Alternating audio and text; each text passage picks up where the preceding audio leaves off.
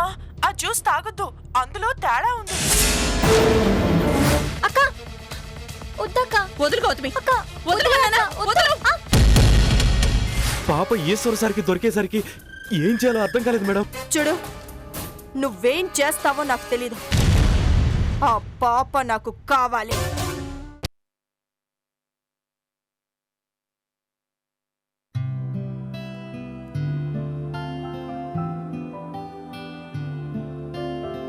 ఏవి తినకపోతే ఎలా ఉంటావు గౌతమి? చూడు ఎంత నీరసంగా ఉన్నావో. ఇప్పుడు నువ్వు ఒక్కదానివే కాదు, నీలో ఇంకో ప్రాణం ఉంది. ఆ విషయం గుర్తుంచుకో. తాగు. అయ్యో, ఇది విషం అండి, విషం. కొబ్బరి నీళ్లు పట్టుకుని విషయం అంటావేంటే? లేదండి, ఇది విషమే.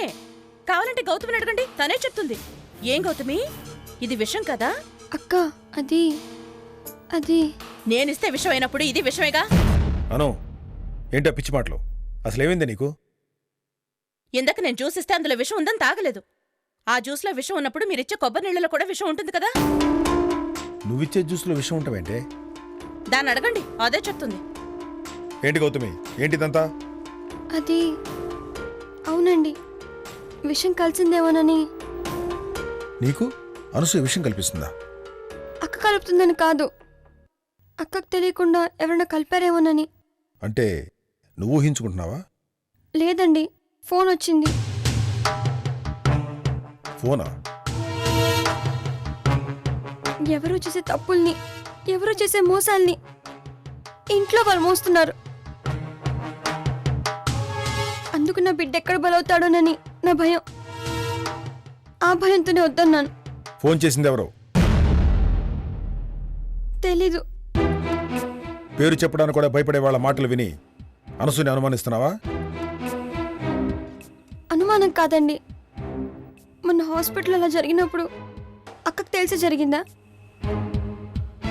అక్కకే తెలియకుండా ఎటువైపు నుంచి ప్రమాదం వస్తుందా అన్న భయం. భయం అని చెప్పి ఇంట్లో వాళ్ళని అనుమానిస్తావా? అది కాదండి, ఎవరెవరో ఏదేదో చేస్తున్నారు. ఎవరనేది అస్సలు తెలియట్లేదు. ప్రమాదాలు మాత్రం ఒకదాని తర్వాత ఒకటి వస్తూనే ఉన్నాయి. ఎవరు కొడుతున్నాడో తెలియట్లేదు. దెబ్బ మాత్రం పడుతూనే ఉంది. ఆ దెబ్బ మన బిడ్డకి ఎక్కడ తగులుతుందో అని భయం. నన్ను అర్థం చేసుకోకపోయినా పర్లేదు, నా భయాన్ని అర్థం చేసుకోండి.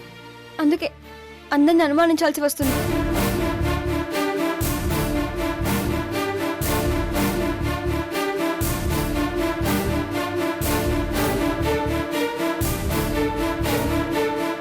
అను,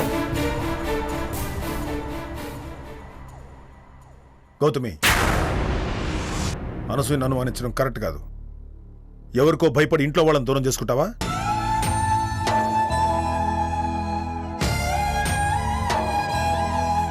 నేను అక్కడ ఎందుకు అనుమానిస్తానండి? అక్కకి తెలిసేదో చేస్తుందని కాదు, తనకి తెలియకుండా ఏం జరుగుతుందని భయంతో అలా ప్రవర్తించాను.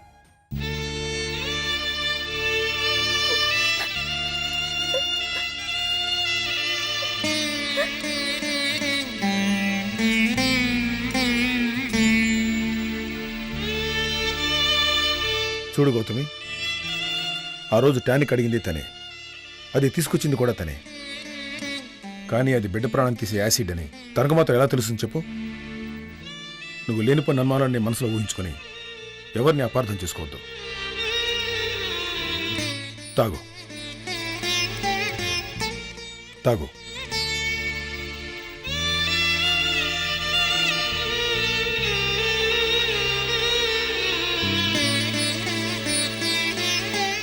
చూడు, ఒకటి గుర్తుంచుకో, ఒకరిని అభిమానించడానికి కారణాలు అక్కర్లేదు, కానీ అనుమానించడానికి చాలా కారణాలు కావాలి. లేదంటే అనవసరంగా రిలేషన్స్ దెబ్బతింటాయి. రెస్ట్ తీసుకో.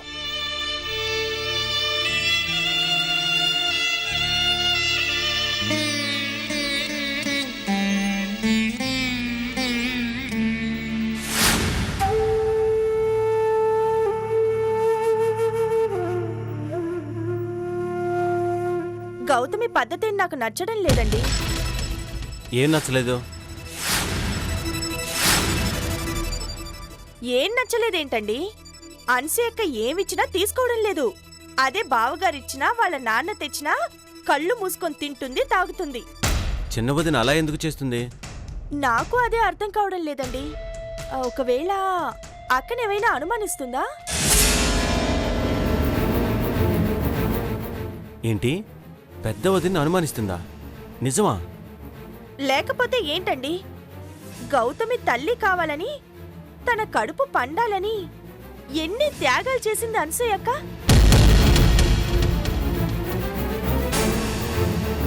గౌతమి ఇంటి కోడలు అయ్యిందన్నా, ఇప్పుడు తల్లి కాబోతుందన్నా అందుకు అనసూయక్కే కారణమని ఊరందరికీ తెలుసు.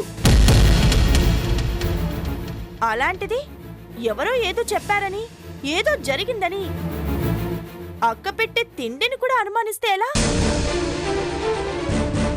నోరుమోయ్, ఎవరన్నా వింటే నిజం అనుకుంటారు. నిజమేనండి, సాట్ ఆడదాన్ని, నాకు అర్థం అవుతుంది. మరి అనసూయ అక్కకి అది ఎందుకు అర్థం కావడం లేదో తెలియడం లేదు.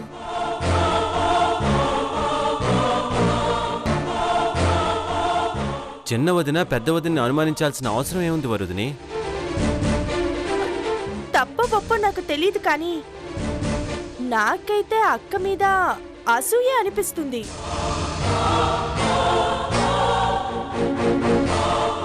కడుపులో బిడ్డ పడగానే బిడ్డ మీద, భర్త మీద ప్రతి ఆడదానికి అమితమైన ప్రేమ ఉంటుంది. అందుకు ఎవరైనా అడ్డుగా అనిపిస్తే అది వాళ్ళ మీద అసూయగా మారుతుంది. అక్కకి బావగారంటే ప్రాణం, బావగారికి అనసూయ అక్కంటే ప్రాణం. తనకి మాత్రమే దక్కాల్సిన ప్రేమ మరొకరికి దక్కుతుంటే అసూయగా ఉంటుంది.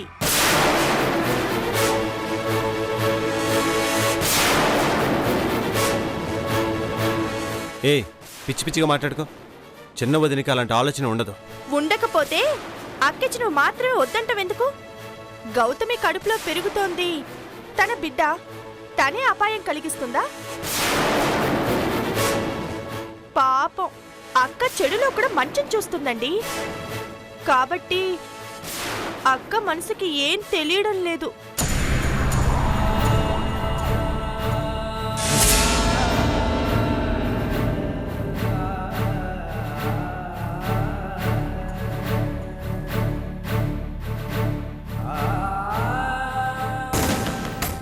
ఏ మాట్లాడింది చాలు, ఆపు. పెద్ద వదిన విన్నా చిన్న వదిన విన్నా బాధపడతారు.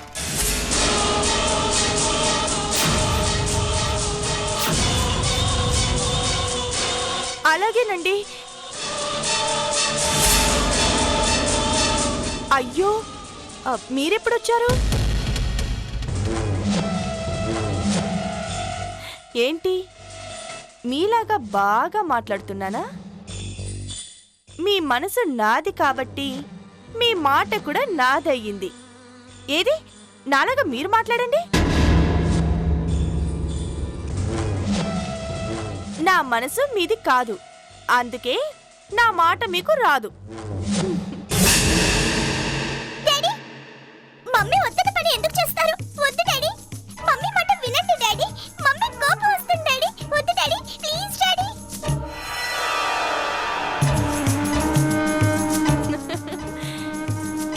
నీకంత సినిమా లేదు కానీ రా, వచ్చి పని చూసుకో.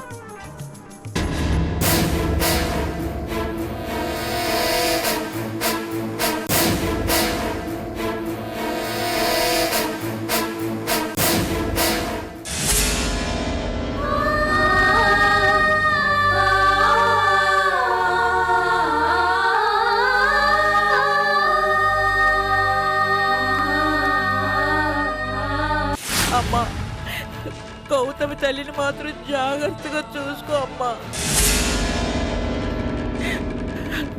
దానికి కూడా మేనత్త చాలే వచ్చిందనుకో, దాన్ని కూడా దీని బ్రతికే అవుతుందమ్మా.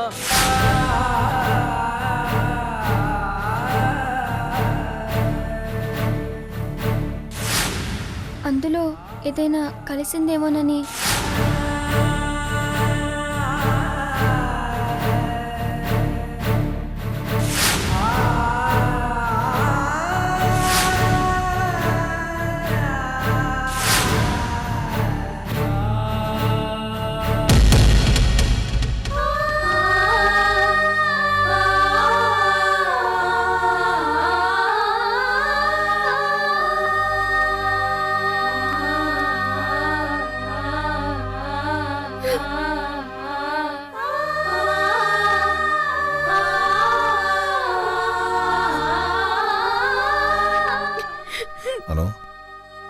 ఏంటిది?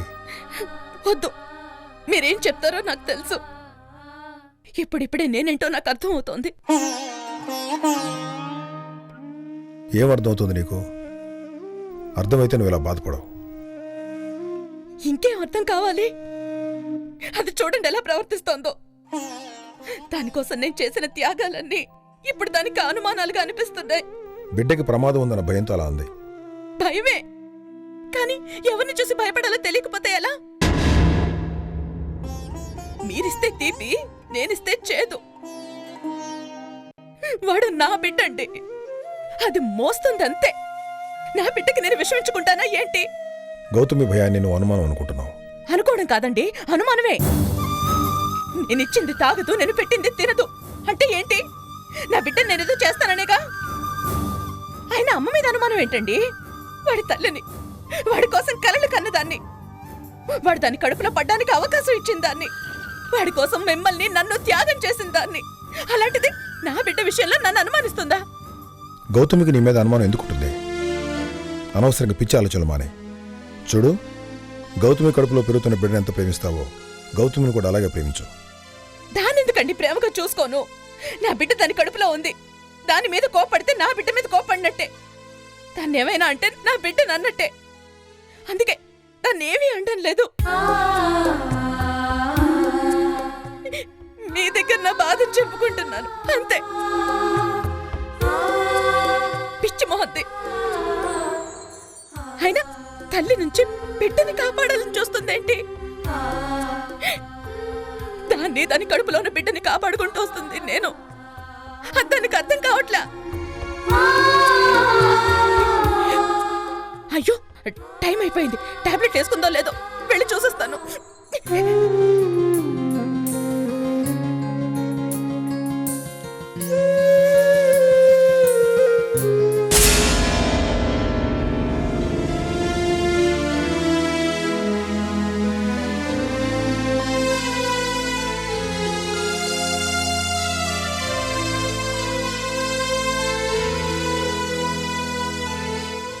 చెప్దామా? నానా, నానా, ఈరోజు ఏంటో గుర్తుందా? గుర్తుంచుకునేంత గొప్ప విషయాలేం జరుగుతున్నాయమ్మా మన ఇంట్లో?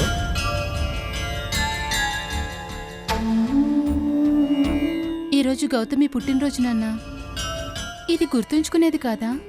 చెల్లెలు పుట్టినరోజులు మాత్రం బాగా గుర్తుంటాయి, మొగుడు పుట్టినరోజు గుర్తుండదు. పెళ్ళయ్యాకే నీ పుట్టినరోజు నాకు తెలుసు. అది పుట్టినప్పటి నుంచి దాని పుట్టినరోజు నాకు తెలుసు. ఏ విషయంలో అయినా మీకంటే ముందు నా చెల్లెలు, ఆ తర్వాతే మీరు. బిడ్డ పుట్టినరోజు కూడా పట్టించుకోలేనంత దూరం అయిపోయానమ్మా. రోజూ వచ్చే బాధల్లో పడి ఎప్పుడో వచ్చే సంతోషాన్ని కూడా పట్టించుకోలేకపోతున్నానమ్మా. కనీసం దానికన్నా గుర్తుందో లేదో ఒకసారి వెళ్ళి పలకరించొస్తే బాగుంటుంది నాన్న. ఆ పలకరింపేదో ఫోన్లో కూడా చేయొచ్చు. ఎగేసుకొని అందరూ కట్టకట్టుకొని వెళ్ళక్కర్లా. నీకవసరం లేదులే బాబు, నా కూతురు కదా, నాకవసరం. గంగా, దానికి ఇష్టమైంది ఏదైనా చెయ్యమ్మా, తీసుకెళ్ళి ఇచ్చేసి వస్తాను. గౌతమికి నానమ్మ చేసిన పాయసం అంటే చాలా ఇష్టం నాన్న. అమ్మా, ఆ పాయసం చేయవే, తీసుకెళ్ళి ఇచ్చేసి వస్తాను. నానమ్మా, అమ్మా, నానమ్మా, ఏమైందమ్మా? పుట్టినరోజు పుట్టినరోజు అని మీరు సంబరం పడుతున్నారే తప్ప ఇంకో పుట్టినరోజుకి నా బంగారు తల్లి ఉండదురా.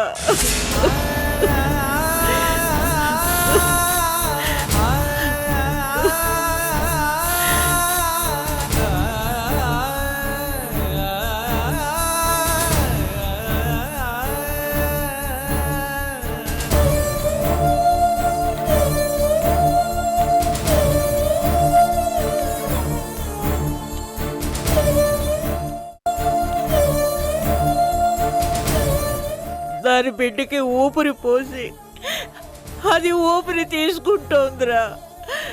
నా పిచ్చి తల్లికి ఇదే చివరి పుట్టినరోజురా. ఇది పుట్టినరోజు, పోయిన రోజేం కాదు. ఎందుకా ఏడుపు? చావుకే బ్రతుక్కి తేడా తెలియని వాడివి నువ్వెందుకురా మాట్లాడతావు?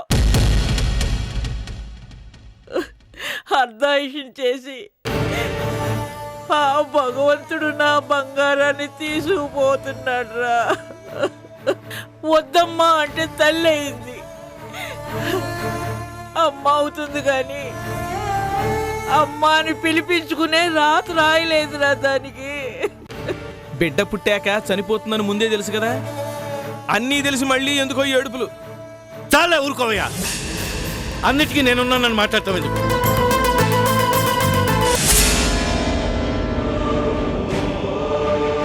ఈ విషయాన్ని మళ్ళీ గౌతమికి గుర్తు చేసి బాధ పెట్టద్దురా. నా చేతితో చేసిన పాయసాన్ని చివరిసారిగా కడుపు నిండా పెట్టి బిడ్డని కళ్ళారా చూసిరారా. మీరేమీ అనుకోకపోతే ఓ మాట చెప్తాను. పుట్టాక పుట్టుకుమనే దానికోసం ఈ పాయసాలు అవసరమా చెప్పండి? ఖర్చు ఎక్కువ కదా. నోర్మోయ్! ఇంకొక మాట మాట్లాడావంటే అల్లుడని కూడా చూడను. ముప్పొద్దులా ఉండి పెడుతోందిగా, తిని నీ పని చూసుకో. నా బిడ్డ విషయంలో కలగజేసుకున్నావంటే పో ఇక్కడి నుంచి.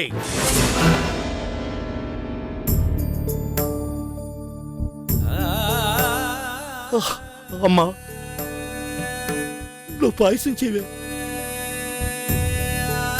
పుట్టినరోజున మహాలక్ష్మిలా ఉండే నా తల్లిని చివరిసారిగా చూసొస్తాను.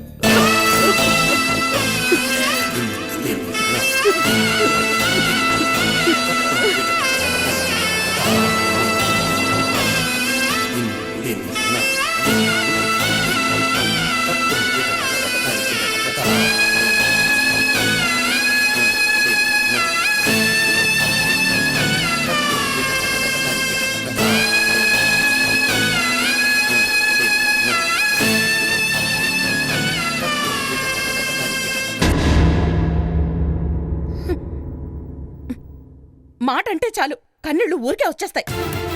పెట్టేదానికి తిట్టే హక్కు కూడా ఉంటుంది. నేనిస్తే తాగకుండా ఆయన ఇచ్చింది తాగితే బాధ ఇదో. ఇదిగో నేనంటాను, అంటూనే ఉంటాను. వెండం అలవాటు చేసుకో.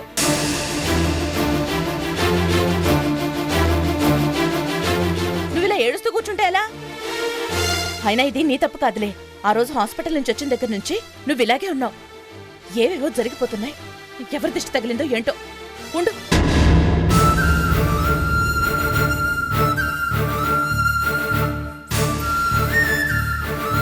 ఇటు తిరిగి నిలబడు. ఏం చేస్తున్నావే? దిష్టి తీస్తున్నానండి. దీనికి దిష్టి ఎక్కువ తగిలింది. దిష్టా? అవును దిష్టే. మీకన్నీ విచిత్రంగానే ఉంటాయి. ఇరుగు దిష్టి, పొరుగు దిష్టి, మీ నాన్న దిష్టి, మీ నానమ్మ దిష్టి, మీ అమ్మ దిష్టి, నా దిష్టి, ఆ డాక్టర్ దిష్టి, నర్సు దిష్టి, గుడ్లు మిటకరించి చూసే ఆ జనం దిష్టి, అందరి దిష్టి పోవాలి. అదేంటే పొట్టవరకే చెప్తున్నావేంటి? నా బిడ్డుంది ఇక్కడే కదండి. నీ ముఖం, కడుపులో బిడ్డ కూడా తల్లి శరీరంలో ఒక భాగం. బిడ్డకు తీస్తే తల్లికి తీసినట్టు కాదు, తల్లికి దిష్టి తీస్తేనే బిడ్డకు తీసినట్టు. అవును కదా. ఉయ్ తూ. ఏంటో ఉయ్యడు? సరిగ్గా ఉయ్. తూ. అను, నాకు కూడా దిష్టి తీవే. మీకా? మీకెందుకు? ఏ, కడుపులో ఉన్న వాడికేనేంటి, మాకు కూడా దిష్టి తగులుతుంది. మిమ్మల్ని నన్ను ఎవరు చూస్తారండి?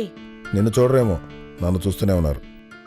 ఇందాక రోడ్డు పైన చూస్తుంటే కొంతమంది ఆడోళ్ళు అదోలా చూశారు. దిష్టి తగిలిందేమో డౌట్గా ఉంది. దిష్టిది అదేంటి ఒకసారి తిప్పావు? వాళ్ళెవరో చెప్పండి. మిగిలిన 2 రౌండ్లు వాళ్ళకి తిప్పుతాను. ఛా, ఊరుకోవే, ఏదో సరదాగా నన్ను. చూడాలనుకున్న వయసులో నువ్వు చూసావు, ఇంక ఈ వయసులో ఎవరు చూస్తారు చెప్పు? మీరేం మాట మార్చక్కర్లా. కొంతమందికి వయసు మీద పడుతున్న కొద్దీ కుర్రాళ్ళు అవుతుంటారు. మీరు ఆ టైపే. అనసూయ, నీ ఫీలింగ్ చూస్తుంటే మళ్ళీ ఒక 25 ఏళ్ళ వెనక్కి వెళ్ళిన ఫీలింగ్ వచ్చిందే.